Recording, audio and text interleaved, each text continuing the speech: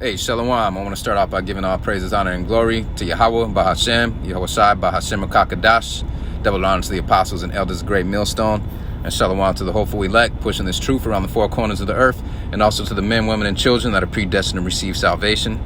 Okay, so this one is called Fake Friends. So I'm going to get right into it. I'm going to start off with Ecclesiasticus chapter 6 and verse 5. It says, "Sweet language will multiply friends, and a fair speaking tongue will increase kind greetings." Okay, so there's a lot of people that have the art of speaking sweet, right? And with a fair tongue, and definitely they'll increase kind greetings. You know, when you speak like that, definitely people are going to like you and be attracted to you. But there's certain people that use that for an art, okay? Basically to get what they want, but really they're deceiving. Okay, so let's go down to verse 6. It says, "Be in peace with many, nevertheless have but one counselor of 1,000. Now, one counselor of 1,000, that means only choose one person that you could trust, that you could tell your business to, your personal business. Because sometimes we need to talk things out when it comes into this life. You know, this life is hard. We go through things. Some things we need to talk things out that may be embarrassing, you know. So that's the reason why it says have one counselor out of 1,000. You can only trust one person out of 1,000, man, to trust with your business, because you just got a bunch of niggas out there, man, that's just, you know, just straight niggas. All right, now this is verse 7. It says, "If thou wouldest get a friend, prove him first, and be not hasty to credit him." How do you prove him first? Wait out some time, you know, maybe like a year or two, sometimes even more than that, and you'll see the true him. You know, maybe you go through some trouble, see if he's there or not, or something that he disagrees with you, see if he's talking shit on you behind your back, you know, stuff like that. You know, it takes a lot of failures to prove a friend in the relationship, to see what kind of person he is in good times and bad times, you know. Don't be quick to credit him saying he's a good guy or she's a good woman, you know, because you'll end up disappointing yourself from being quick to credit him. I'm gonna read it again. It says, "If thou wouldest get a friend, prove him first, and be not hasty to credit him." All right, verse 8. "For some man is a friend for his own occasion, and will not abide in the day of thy trouble." All right, so some friend is there, they're just there for their own occasion. But when you poor, when you broke down or whatever on the highway, they won't even answer your calls. They won't even come. They probably sipping or whatever, doing whatever, you know. And they're like, "Oh man, fuck him," you know. Not like that, but in their minds, you know, they don't want to do nothing. They just there for their own occasion, just a friend for their own occasion. All right, this is verse 9. It says, "And there is a friend who being turned to enmity and strife will discover thy reproach." Okay, so there's a friend that's turned to an enemy, and strife, he'll discover your disapproval. Okay, all right, so verse 10, it says, "Again, some friend is a companion at the table, and will not continue in the day of thy affliction." All right, so when you going through things, man, when you say, for example, you get locked up for something stupid, you calling them at like, let's say 2 a.m, and you texting him, and he ain't even picking up your texts. He's like, "Oh, my sleep is more important," or anything else, you know. When in the time when you in trouble, in the time when you in need, they ain't there. But the times that they was in need, you was always there, you know. It says verse 11. It says, "But in thy prosperity he will be as thyself, and will be bold over his servants." When you're doing good and everything, he'll be right there along with you, you know, picking up your calls, calling you all the time, you know. He'll just be right there all the time in your prosperity. When you got money, you know, when you got food, when they're hungry, right? When your friends, when they in need, you always supporting them and everything like that. They always there. But say, for example, when you in time of need, they ain't there to be found, man. They ain't there to be found. Now, these are the fake friends, okay? So the Lord, he's telling us what it is, who's your real friend and who's a fake friend. And you got to be mindful of these things so you don't disappoint yourself. All right, this is verse 12. It says, "If thou be brought low, he will be against thee, and will hide himself from thy face." Now, when you brought low, he ain't nowhere to be found.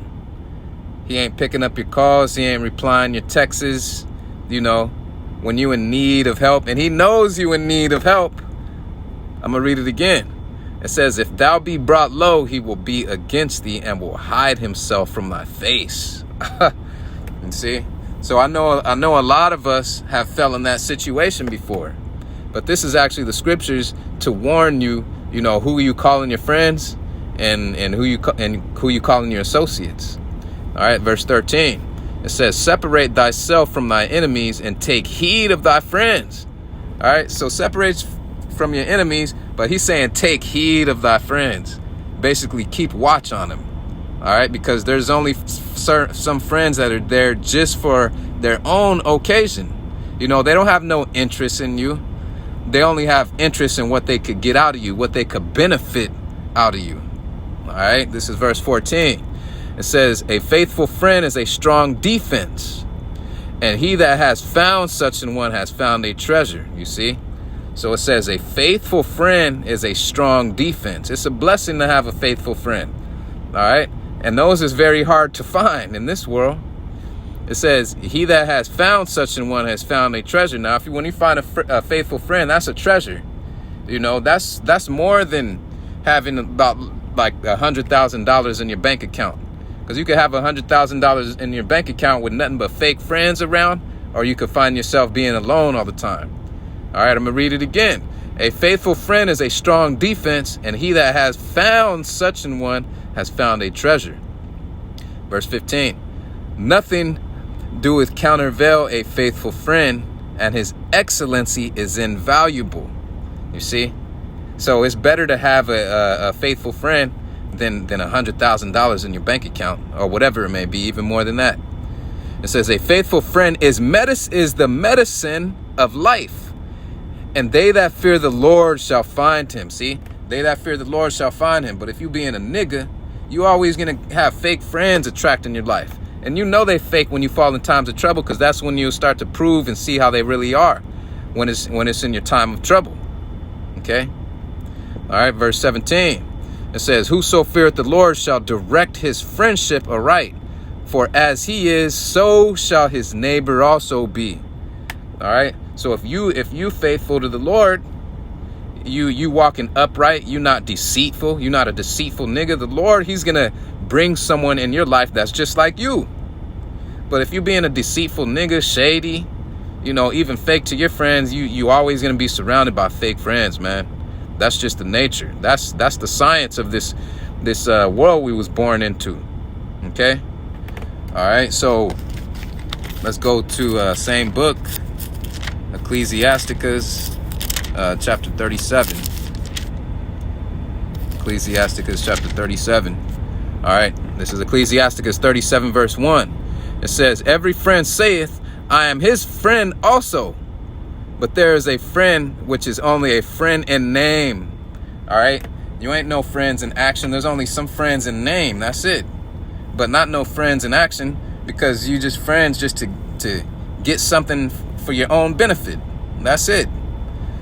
All right. Verse 2, it says, is it not a grief unto death when a companion and friend is turned to an enemy? Hell yes, a grief, man. Your wife, she may have turned into an enemy.